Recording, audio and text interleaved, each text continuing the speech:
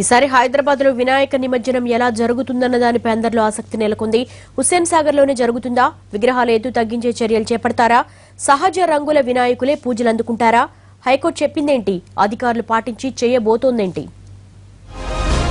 వినాయక ఉత్సవాలు వచ్చాయంటే Hussain సాగరే centre of attraction గా ఉంటుంది. వేల విగ్రహాలు సాగర్ లో నిమజ్జనం అవుతూ ఉంటాయి. ఇలా విగ్రహాలను కలపడం వల్ల సాగర్ కలుషితం అవుతుందన్న వాదన బలంగా వినిపిస్తోంది. విగ్రహాల తయారీలో ప్లాస్టిక్ ప్యారిస్, రసాయన రంగులు వాడుతుండడం వల్ల పర్యావరణానికి హాని కలుగుతుందంటున్నారు నిపుణులు. ఇదే అంశంపై కొన్నేళ్లుగా హైకోర్టులో న్యాయ విచారణ కొనసాగుతోంది.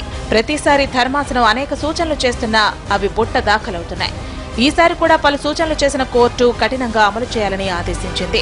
ఈ ఏడాదైనా హుస్సేన్ సాగర్ లో నిమజ్జనానికి ప్రత్యేక చర్యలు చేపట్టాలని హైకోర్టు పేర్కొంది. భారీ సైజు విగ్రహాల వల్ల అనేక సమస్యలు తలెత్తుతున్నాయని వ్యాఖ్యానించింది. బెంగళూరు తరహాలో నిమజ్జన కార్యక్రమాలు జరపాలంది న్యాయస్థానం.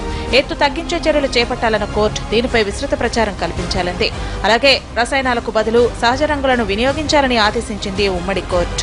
గణేష్ నిమజ్జనంపై నివేదికను కోర్టుకు సమర్పించింది జీహెచ్ఎంసీ. సహజ రంగుల ఉత్పత్తి కోసం 5 కోట్ల రూపాయలను కేటాయించామని, దీనికోసం విస్తృత ప్రచారం కల్పిస్తామని తెలిపింది. విగ్రహాల ఎత్తు విషయంలో తగిన చర్యలు తీసుకుంటామని కోర్టుకు విన్నవించింది. తదుపరి విచారణ జూలై 4కు వాయిదా పడింది.